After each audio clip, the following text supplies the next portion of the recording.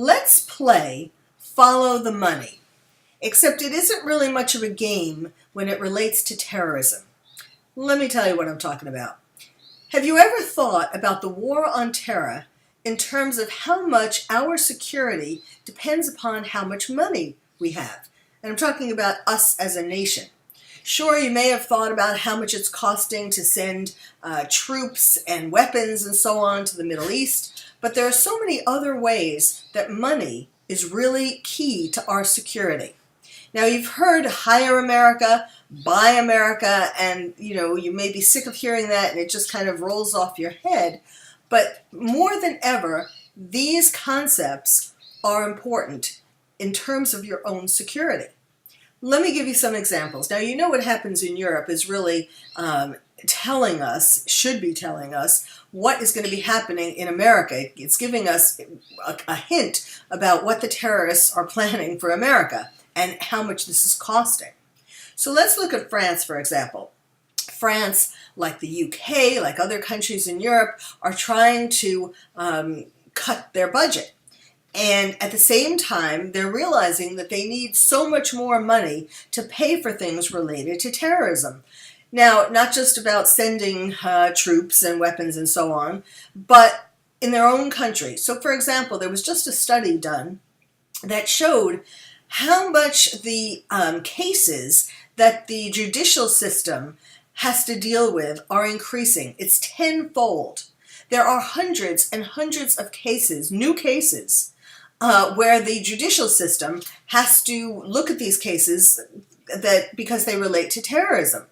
Now, there are hundreds of these new cases, and there are only 25 investigators in the prosecutor's office and judges. Altogether, there are 25 to deal with this rapidly increasing caseload of terrorism cases.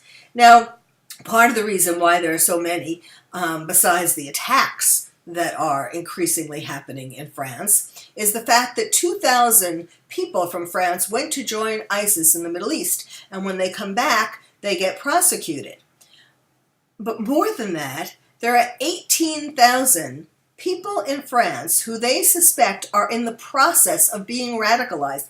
18,000. That's a mind-blowing number. Doesn't it make you wonder, how many people in the United States are in the process of being radicalized?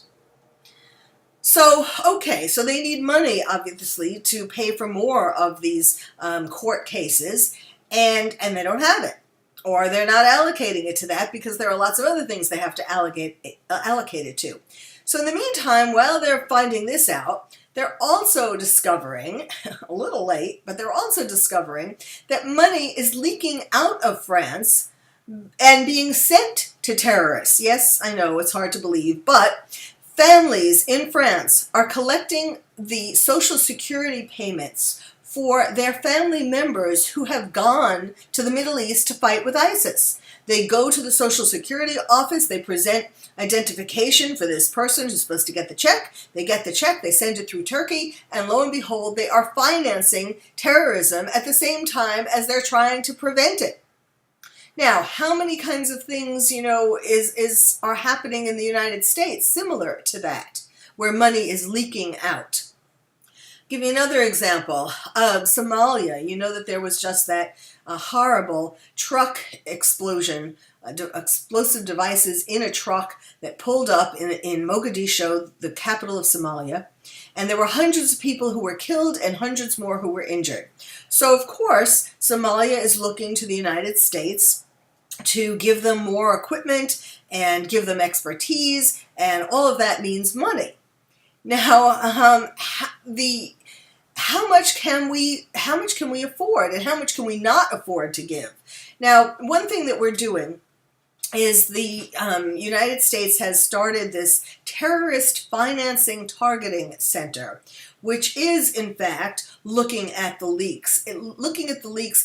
Probably not through our Social Security system, although who knows, but it's looking at people, money that is getting sent, money that is getting laundered and sent to people who are plotting terrorist attacks. So that has actually started having some success, and there have been sanctions and so on, and that's sort of a positive light in this war on terror.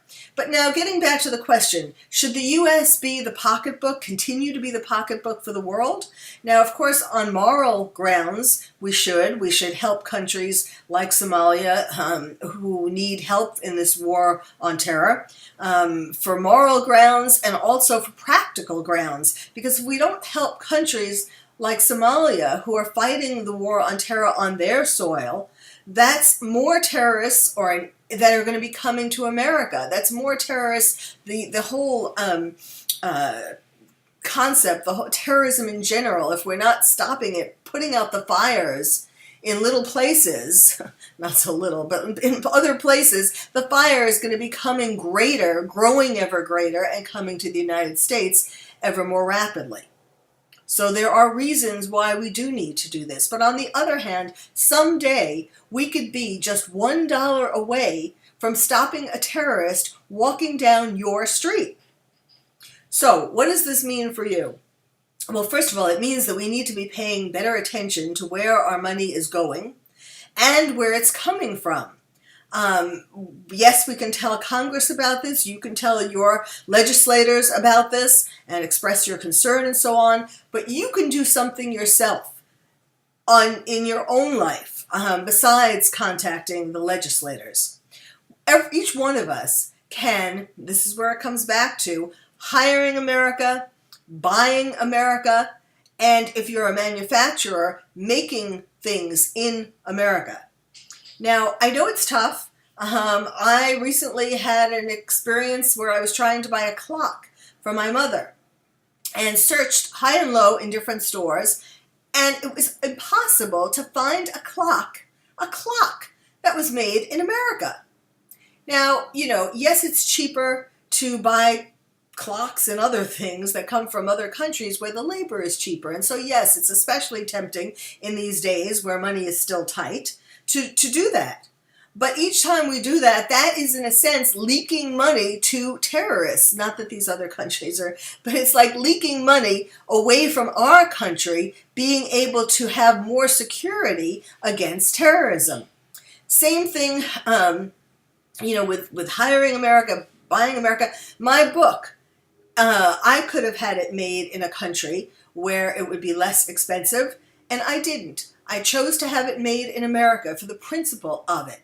Of course, now I'm poor, but, it makes me feel good, especially since the book is about terrorism. It's Lions and Tigers and Terrorists, oh my, how to protect your child in a time of terror. And it is super important. There is such a thirst out there for this information. We need to talk to our kids about terrorism. And it's been grateful. I've been on this book tour. It's been grateful to see the response of people who recognize that, yes, we need to find a way to talk to our kids and help our kids deal with terrorism. So for more information about terrorism in general, these blogs, my podcasts, my commentary, my quotes, and so on, go to my website, which is www.terroristtherapist.com. And no, I'm not a therapist for terrorists, and I'm not a terrorist myself, but it's terroristtherapist.com. And if you would like to buy my book and help me out and help the kids out in your life, go to www.terrorismforkids.com. That's terrorism, the number 4, kids.com.